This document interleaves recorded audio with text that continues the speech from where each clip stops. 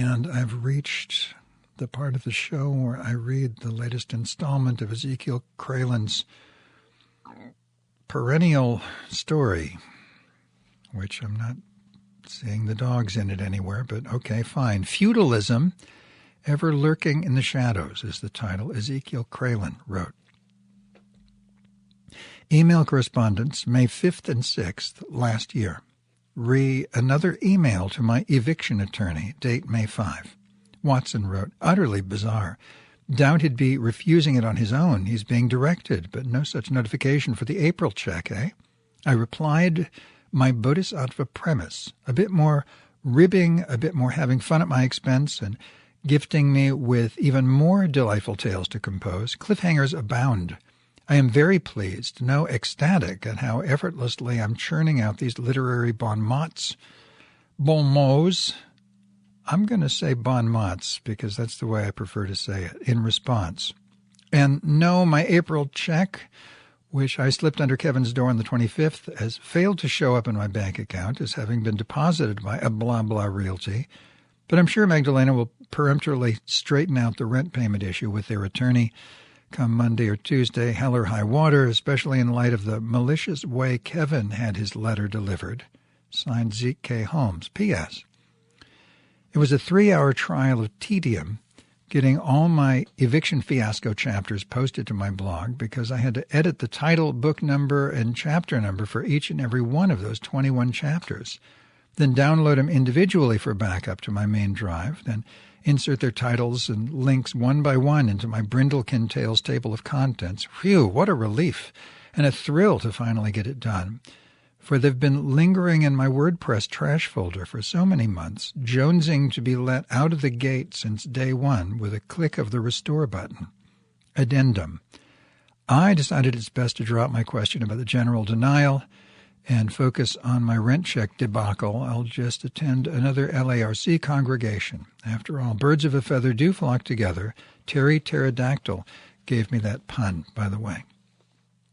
Subject, repercussion of my general denial, perhaps, ? Date May 6, morning. Which might explain Kevin's foolhardy rejection of my rent check and the way he did it. FYI, he has not texted me back, and it's been well over 6 hours. Could plaintiff's attorney have contacted Kevin regarding the rabies vaccination and asked him, did you receive the proof Mr. Kralen claimed to have texted you, and if so, did you neglect to inform the plaintiff due to the distraction of your illness or possibly, God forbid, malicious intent?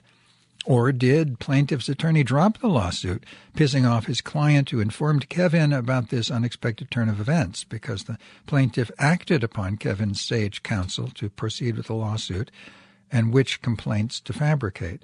So now, if they proceed with the lawsuit, plaintiff and attorney and Kevin might wind up being charged with perjury on numerous counts, thanks to my general denial and accompanying lists of rebuttals. Oh, divine conjecture!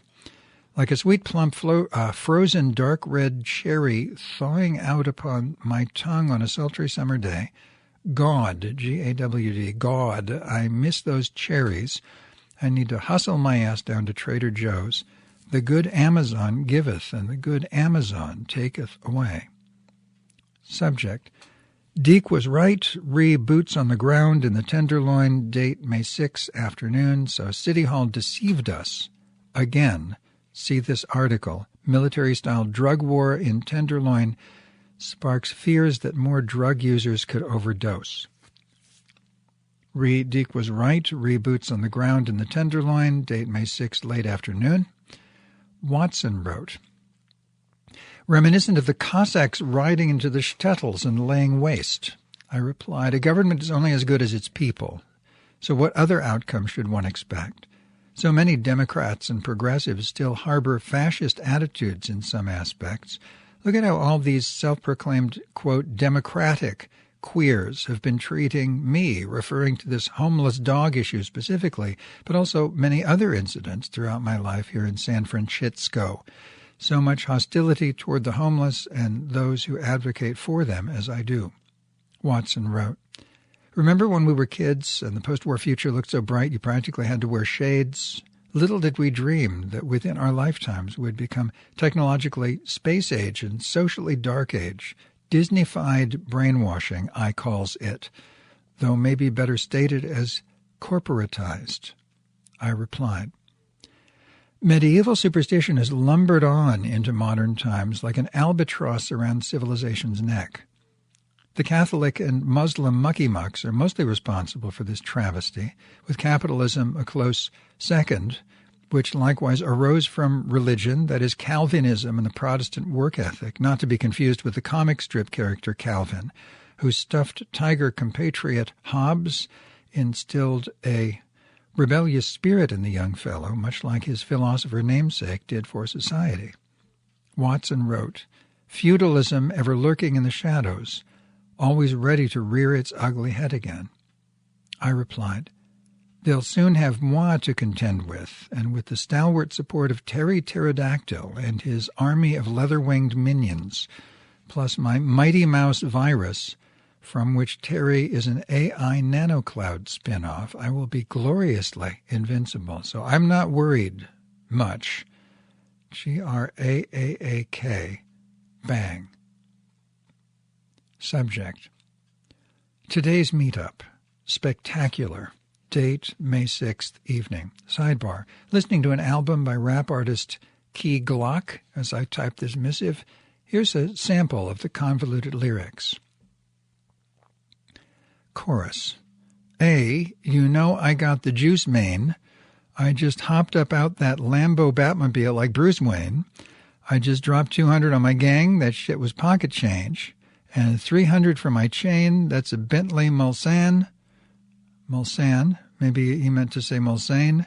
Skirt, skirt, skirt, skirt, skirt. Anything switching lanes. Yeah.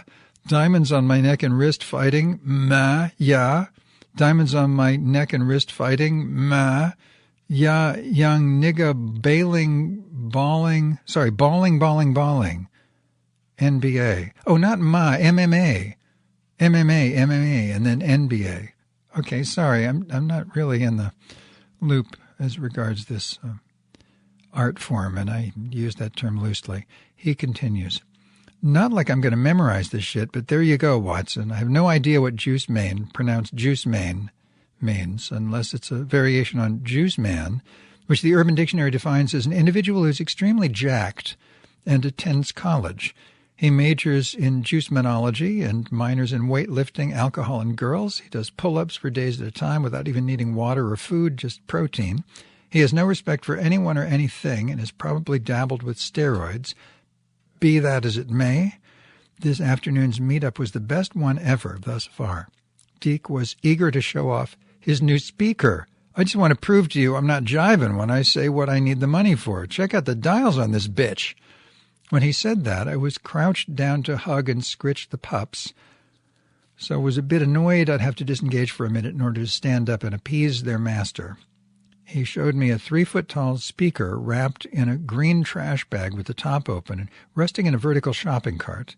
I'm guessing it weighs 35-40 pounds. It set me back for just $140, because just as good as the one I was going to get for twice the price. So I also got this granny cart for $30 and a new pair of Nikes.